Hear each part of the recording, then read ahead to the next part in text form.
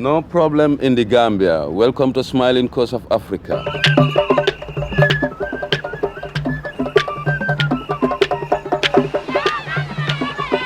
No problem.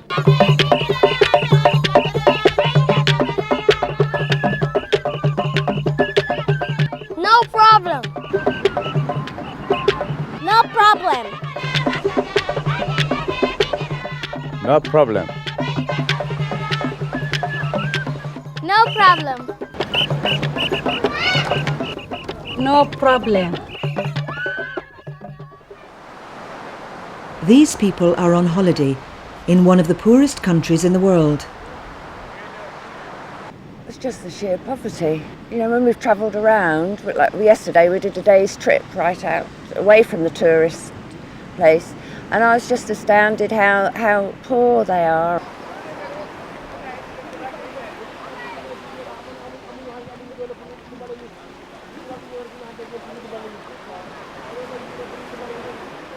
It's like being famous for a day. Yeah, it is. It's like being famous for a day. I mean, they ran after you, they waved, they wanted to hold your hand, they wanted to give you an address, they wanted to touch you. They were looking at you very closely all the time. One of the sad things was they were running after the truck, and the determination on their little faces was amazing, wasn't it? Yeah, we now know why they run so quickly, because they used to running after The all Africans the run fast because they're running after the and truck. When I see children like these boys selling peanuts on a beach, all right, so I know it's a thing they do, and it really makes me sort of well up sometimes, but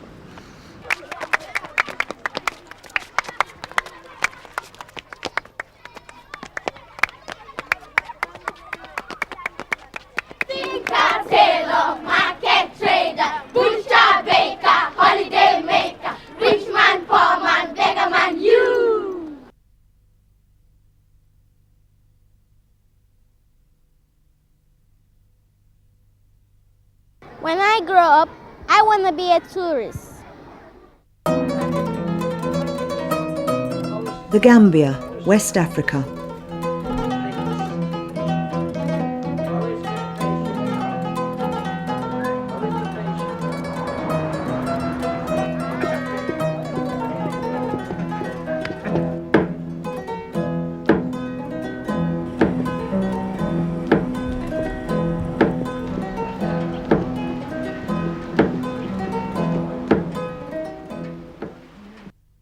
As well as being one of the poorest countries in Africa, the Gambia is also one of the smallest. It's a long, thin country, stretching inland along the River Gambia.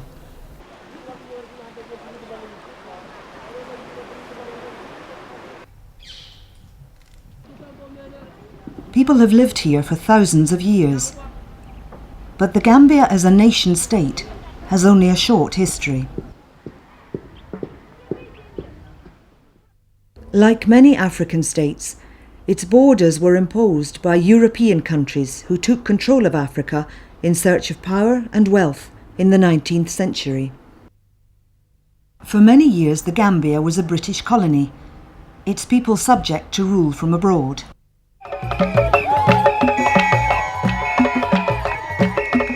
It gained independence from Britain in 1965, the year it attracted its first tourists.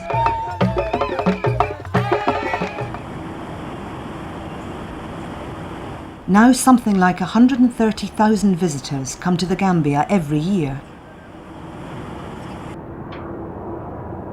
About 90,000 of them come on charter flights from Northern Europe. Most come from Britain, in search of winter sunshine.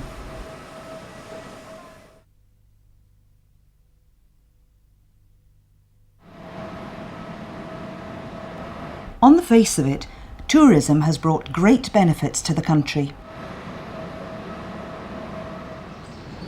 Oh, immense benefits for economic development of the country, and it provides jobs for lots of Gambians in hotels, bar owners, restaurant owners, taxi drivers, tourist market vendors, you name it, the list goes on.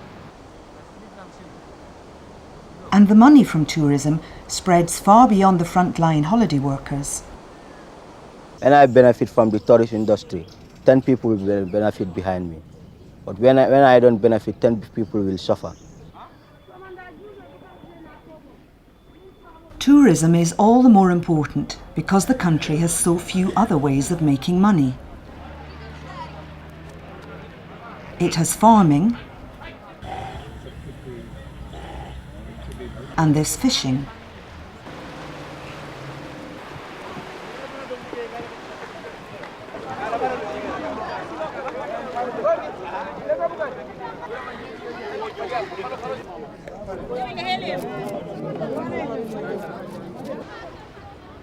But the only significant crop the Gambia exports is peanuts, so tourism is vital.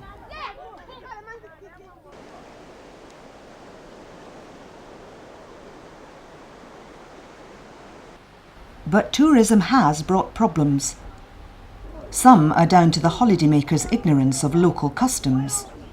I'm not very much impressed by the way they walk through the market area and in the streets also, without no clothes on.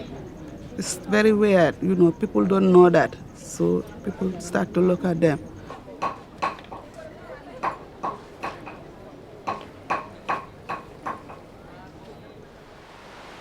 More difficult is the problem of the bumpsters. Beach boys who go looking for money from tourists, mostly with smiles, but sometimes with violence. From our own point of view, we have had 3 last season. 3 of our guests were actually mugged by bumpsters. Well, I just think it's because they haven't got any money. There's no work for them. There was an acute shortage of tourists last year, and where you'd perhaps have one bumpster following one couple up the road, you'd find there maybe would be 6 or 7 of them chasing the same one tourist. And, some people just found it a bit overpowering. The police are under orders to crack down on bumpsters. Sometimes we have so many complaints from the tourists that they have so many harassment on the beach, like these big bumpsters. How are you? Fine. Where are you come from? And some guests don't like it, some they like it. That's why it's Inspector General of the Police with the Gambia government, they decide that we should secure our tourists not to have such problem on the beach. But who are the bumpsters? It was when I finished school, I used to come to play golf here. Sometimes I meet people who never come to the Gambia. And at the end of the round, they invite me at the place they stay, in a hotel or guest house. That's how I get contact with them. We see some tourists, they are, we don't want to say to people that you are racist, but some tourists definitely they are racist, Because you'll try to talk to them, they bullshit you or tell you, because maybe in their country, they don't like people bothering them. So here, we don't know about that because we are friendly, We are poor, but we are happy. When you try to talk to them, they can even insult you, And they think if you pay back, they can fight you or they can do anything to you or report you to the police. And the police won't ask you, they will just ask the tourist, what is the problem, So they will just come and, take you anywhere they want.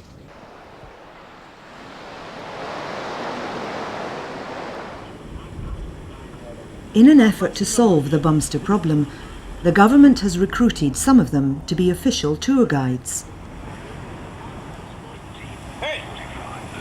They're telling the tourists you should only go out with somebody wearing a badge, but it's not really stopping the other ones from sort of pouncing on people as they walk out on their own. I don't know how they're going to solve it at the moment.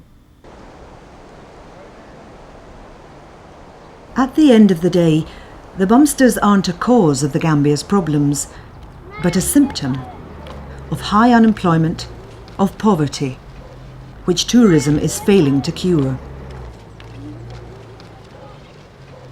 That is the culture shock. It's just the poverty I'm not used to, and the way we live at home. I don't think people in England realise how fortunate they are. We actually went into one of the houses, didn't we?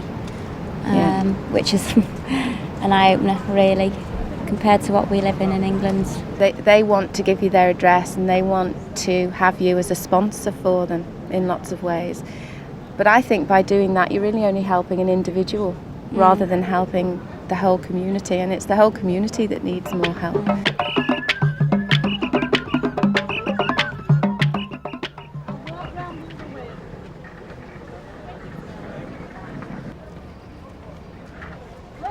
Most people come on package trips, with both flight and hotel organised by the big tour operators.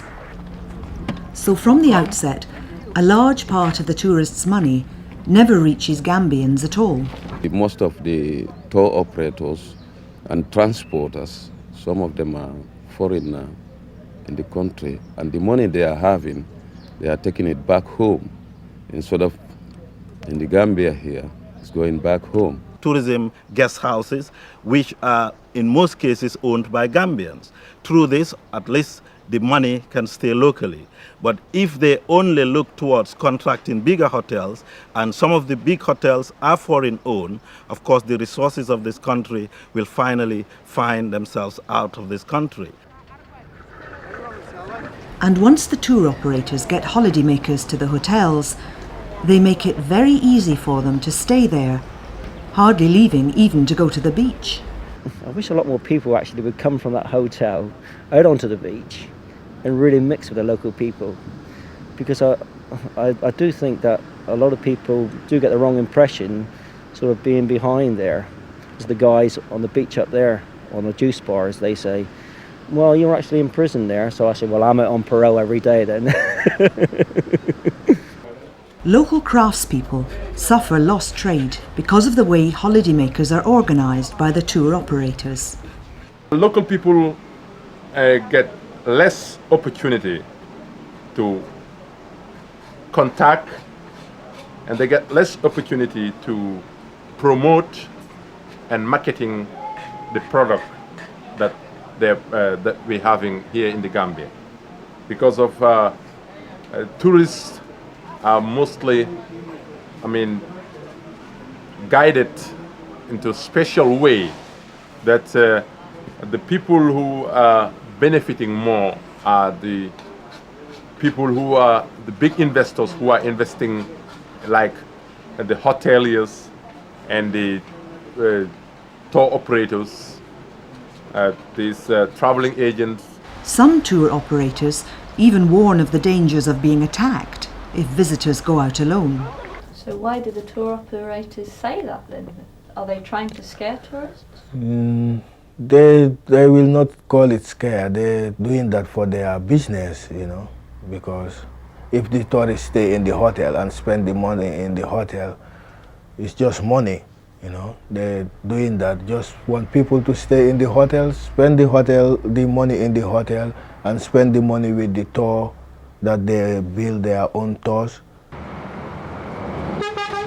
When tourists do leave their hotels, it will mainly be on excursions organised by their tour operators, who often don't even use local people as guides. When we talk of the people guiding the tourists, you have a lot of companies that bring in their guides who know little or nothing about the country. They go on a crash course for 2 weeks and that's it. That's what they do. You have a lot of Gambians who speak their languages, who have the knowledge about the country, and they can do the jobs better. And the tour operators take holidaymakers to only a few favoured places, leaving others out in the cold. This is a private museum. It gives tourists an insight into the everyday life of Gambian people. Here you can see their handmade furniture and their traditional arts and crafts. It's a colourful, special place. But according to the museum manager, the big tour operators just don't want to know. Oh yes, I have a very big problem for the simple reason that these big tour operators have not started bringing in tourists, despite the fact that I have written to them and I have advised them. I don't know the reason for it. I have a feeling that sometimes they take these tourists to places where they don't have to pay anything. They prefer taking them to there, whether that place is interesting or not. Because when tourists come here, I always do my little bit of interview. Ask them, how do you find the country? What would you like to see? most tourists always say, well, they've been seeing the same places over and over. Some of them would ask, are there no new attractions in the Gambia? And I have a feeling that there are a lot of new attractions here. It's a matter of where the tour operators take them. Even the food that the tourists eat brings little money or employment to local people. You go to the hotels, you find a 28 centiliter of, let's say, a tomato juice, which can cost as much as £1. Now, in the countryside, you have, or in the Gambia, you have a lot of women engaged in gardening, and they produce a lot of tomatoes.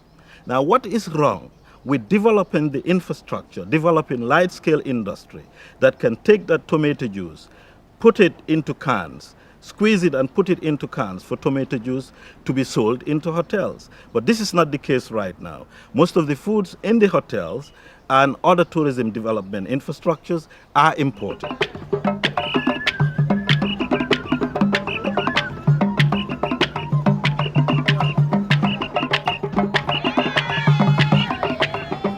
But perhaps the biggest threat to Gambian people is the all-inclusive holiday. This is the holiday where you pay the tour operator in advance for everything you eat and drink, and so have no incentive to go anywhere else in the country. We are in a campaign in terms of discouraging all-inclusive holidays. They can do a great deal in terms of not contracting hotels that do all-inclusive holidays. I know this can be difficult in terms of their profit margin, but we feel this is not helping the local population, because in all-inclusive holidays restricts the guests within the hotels, and they hardly spend money outside the doors of the hotel. This is not helping the local population in terms of their gain in tourism development in this country. Have you got on the oil? Not yet. Yeah, great. Feelings against the all-inclusives recently boiled over in a massive popular outcry.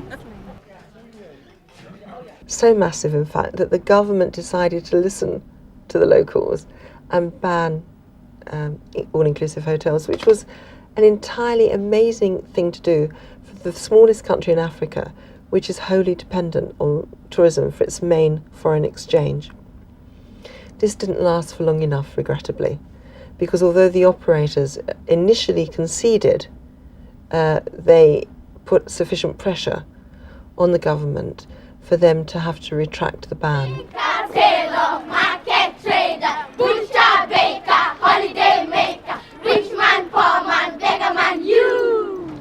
The Gambia needs tourism to survive, but tourism as it stands offers no real escape from poverty for most people. Is there another form of tourism which would serve them better?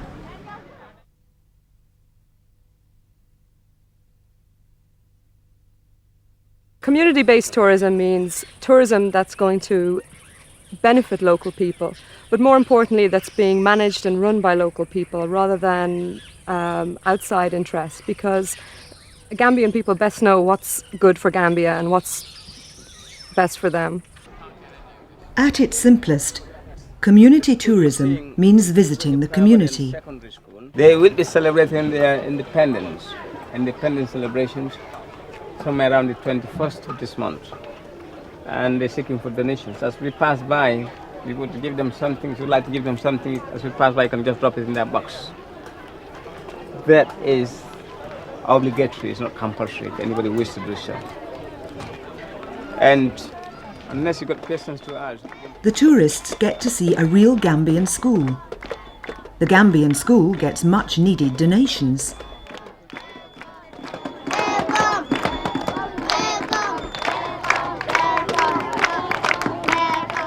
This kind of tourism can seem little different from organised begging.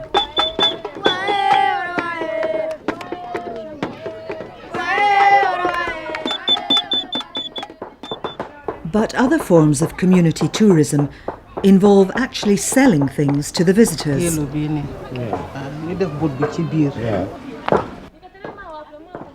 This is a tie and dye workshop where tourists come to watch clothes being dyed. and probably buy some of them too. To the workshop owner, tourism is vital.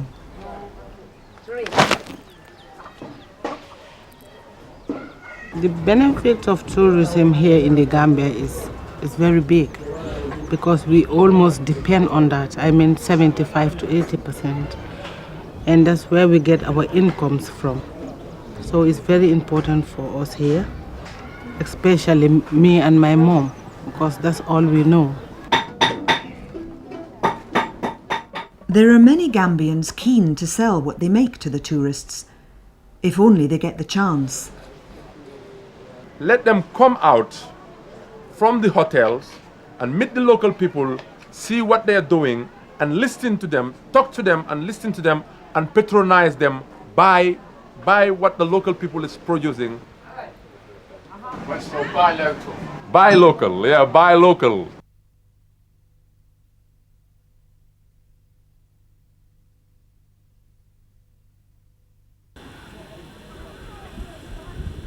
Slavery throws a shadow over the history of these people. In the past, the slave trade took away thousands of their men and women in chains, in the process destroying their economy. Now, ironically, the history of slavery brings the Gambia money as it attracts tourists from all over the world. Of course, that is a man who was abducted as a slave. Kunta Chinte, you can see Kunta here. People like him were a big target in those days. If you're very strong and fit, you're probably a very good target because that means you can stand the long and difficult journey to the plantation. This is a village thought to be the historic home of Kunta Kinte, made famous by the best-selling novel Roots. It has an exhibition devoted to the slave trade. Take prisoners, take them across there, sell them there, get... The head of the village now depends on tourist money to live.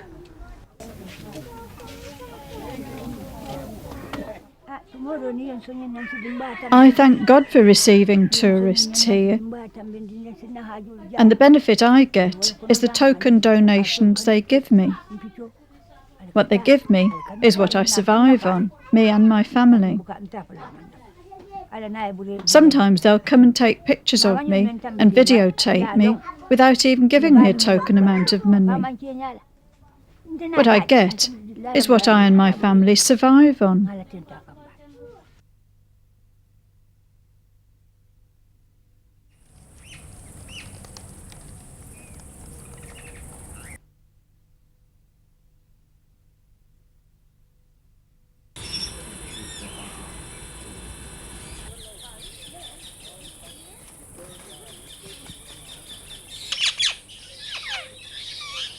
I think ecotourism means it's a personal feeling to some paying person who comes to visit a country and they go away feeling good. I think that is what an ecotourist is. For me, it means ecotourism means bringing people to the country that are specifically focused on looking at wildlife or at the flora fauna, with a caring consideration of leaving something behind when they've gone, and a demand on the way that their money has been spent or will be spent on the probably what for most people is, after their mortgage and their car, their annual holiday, is their biggest one piece of expenditure per annum. The Gambia has long been a favourite spot for bird watchers.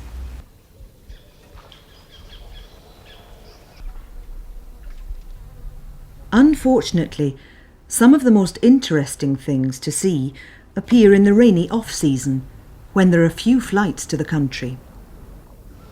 But when the rains break, various interesting bird species that nobody ever sees because they're never here in that period start to come into the Gambia. They're called intra-African migrants. Cuckoos that are calling, kingfishers are coming into the country. There's a whole array of excitement that not a lot of people see because they just simply don't come here at that time of the year yet.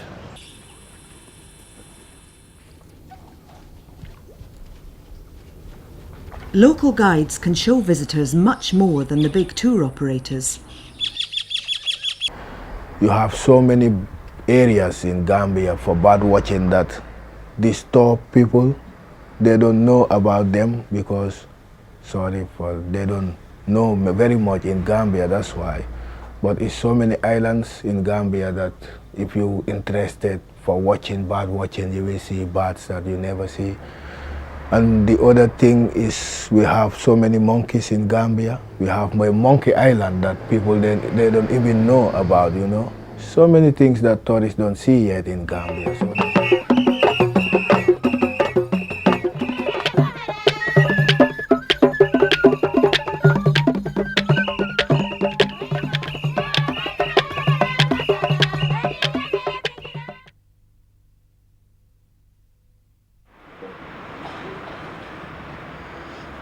This is Outer Africa, a shop in Herne Bay, England.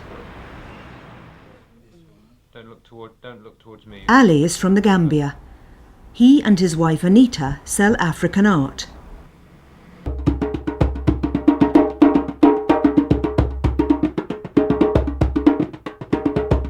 But Ali's main love is music. Gambia is an island of music. You have the Wet Wet Wet. They've been to Gambia and their first chart they hit was in Gambia, you know. So it's their music, spiritually, you know. Ali and Anita are offering musical holidays in the Gambia, in the hotel on the coast which they own. We offering a workshop that is going to be going to Gambia in the winter and have drum workshop in the beach with professional drummers. And it's not only drum, we go into those who are interested in chorus or other instruments, you know. So that will be a very cheap and very nice holiday to experience. And that's traditional Gambian drumming and... Traditional Gambian drumming and traditional Gambian instruments to use, you know. And you feel that traditional Gambian music is very important to the Gambia? Definitely, very important, because you only have your tradition.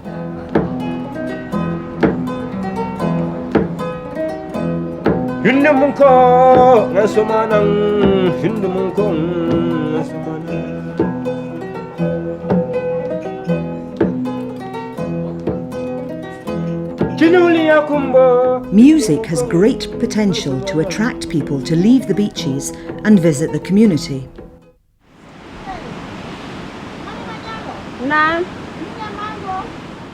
But there's much else about life here to interest tourists and at the same time provide much needed jobs.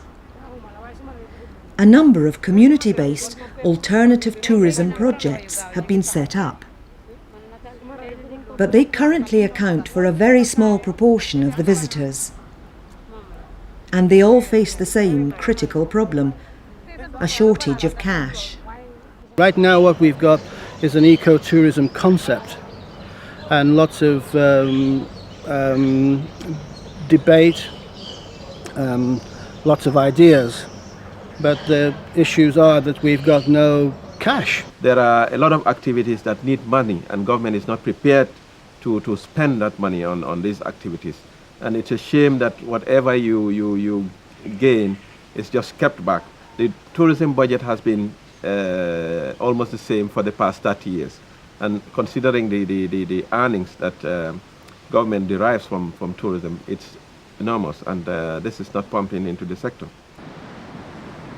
But currently, the government is getting less from tourism due to a fall in visitor numbers. I would say there's been a decline over the last 2 seasons. It sort of seemed to reach a peak and, you know, it sort of went down and they're having a job to bring it back up again. Rising prices are a major factor in the decline. Having sort of spoken to lots of tourists during the last season, what they are saying is that for the prices that they're being charged by the tour operators, they can go to the Caribbean islands, they can go to lots of other places for less money. In this, as in so much else, the Gambia is helpless in the face of global capital. Gambian people have little control over the tourist industry on which they depend. Their country is burdened with crippling debt to the rich nations of the world. The political instability of Africa at large constantly threatens their future. But with all its problems, the Gambia has one vital resource to fall back on: the creativity, optimism and resilience of its people.